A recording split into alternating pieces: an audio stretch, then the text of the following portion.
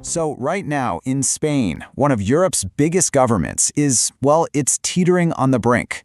We're watching a political crisis unfold that's so intense, it's threatening to bring down a leader who, ironically, came to power promising to end these very kinds of scandals. This is the story of Spain's political perfect storm. And believe me, that is not an exaggeration. We are talking about a literal perfect storm of legal trouble, brutal political infighting, and just catastrophic damage to their reputation, all crashing down at once on Prime Minister Pedro Sánchez and his administration. So the big question is, how on earth did we get here? How does the guy who positioned himself as the great reformer end up in this mess? That is the core puzzle we're going to unpack today. It's a story of high ideals crashing into a tidal wave of scandal. And it has everyone in Spain asking one thing: can this government actually survive?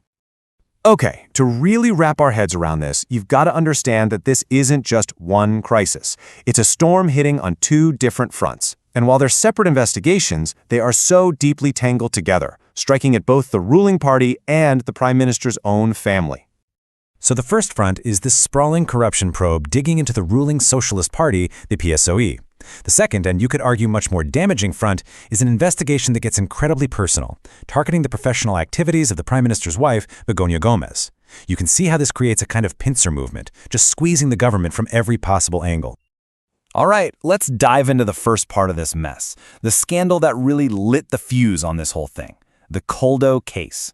On the surface, it's a pretty classic kickbacks for contract scheme, but the people involved, they are right at the very top of the Socialist Party food chain. So picture this. It's the peak of the pandemic, chaos everywhere, and the normal rules for government contracts are basically thrown out the window. While into this chaos steps a company with zero experience in healthcare, and suddenly they're getting these massive government contracts for things like face masks. It was, the perfect environment for anyone looking to game the system. And the numbers here, wow, they are absolutely staggering. We're talking about 54 million euros in public money that went to this one company. Investigators allege that out of that, about 17 million euros was pure profit for the corrupt network behind it. So who's in the middle of all this? We're talking about a really tight circle of party heavyweights. You have Koldo Garcia, the guy the case is named after. He was the advisor, the fixer. His boss was José Luis Ábalos, a super powerful minister at the time. But the real bombshell? Santos Cerdán, the party's number 3, was sent to pre-trial detention because a judge found firm evidence of his involvement. These are not fringe characters, these are insiders. The whole thing really blew wide open thanks to this incredible nearly 300-page forensic report from the Guardia Civil's elite unit. They dug into the finances of former Minister Ábalos and found a gigantic red flag. He was spending tens of thousands of euros in cash, but there were no matching withdrawals from his bank accounts. Okay, and this is the real political dynamite. Just look at this. The investigators find a Socialist Party envelope addressed to the minister, filled with cash. But the amount inside was over 500 euros more than what the party officially said they paid him. This one little envelope raised the explosive possibility of a secret illegal party slush fund, a Caja B, which is exactly the kind of scandal that brought down the last government and put Sánchez in power in the first place. I mean, you just can't make this stuff up. All right, so if that wasn't enough, let's pivot to the second storm front. And this one hits much, much closer to home for the Prime Minister. It's all about his wife, Begoña Gómez, and it has turned this political crisis into something deeply, deeply personal.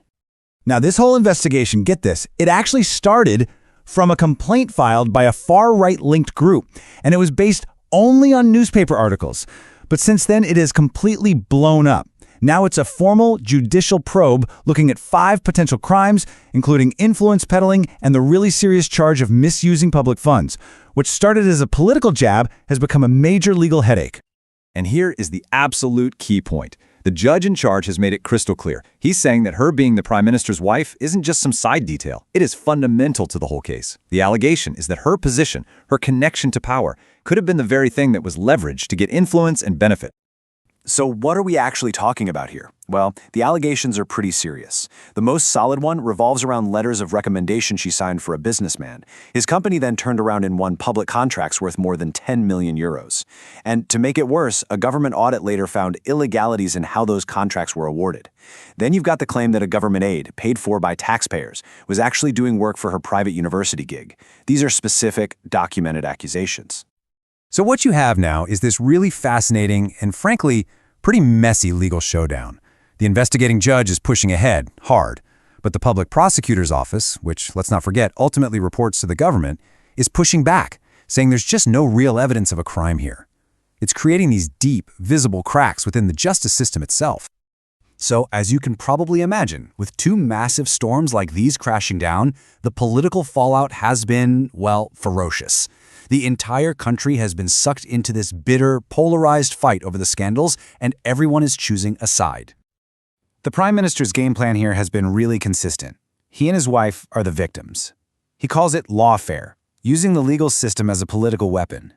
He even took this unprecedented 5-day break to reflect on whether he should resign. It was a dramatic move that, frankly, a lot of people found pretty unconvincing. In the end, he decided to stay and fight. But here's the question. Is anyone buying that defense? The polls are pretty clear on this one. A solid majority of Spaniards, 51%, say his explanations just haven't been good enough. Only about 28% think his response has been okay. And the language being thrown around, it has gotten so extreme. You have the Prime Minister insisting his party is clean. Meanwhile, the opposition is calling the entire Socialist Party a criminal organization. And that's not by accident. They are deliberately using the same language from the corruption case that took their party down years ago. It's a calculated, brutal political attack. And you know, this whole thing isn't just staying within Spain's borders. It's really starting to tarnish the country's reputation on the world stage. It all came to a head with this scathing editorial from The Economist. I mean, when a major international publication like that says you should step down, you know the situation is critical. So that's the big question, right? Where does Spain go from here? The government is under siege, the public doesn't trust them, and the whole country feels stuck in political paralysis. As the analysts see it, there are really only 3 ways this can play out. Okay, so option 1 is survival. You could call it the hunker-down strategy. Just try to ride out the storm, keep your allies in line, and hope it all blows over. Option 2, if it gets too hot, Sánchez resigns and passes the baton to another socialist leader. You know, sacrifice the king to save the kingdom. Try to hit the reset button. And option 3, the big gamble. Call a snap election. Turn it into a showdown between his government and the far right, and hope the voters give him a fresh mandate. It's a total roll of the dice. And really, that brings us full circle, right back to the profound irony at the heart of this whole story. Pedro Sánchez built his entire political brand on being the anti-corruption guy, the man who is going to bring a new era of clean politics to Spain.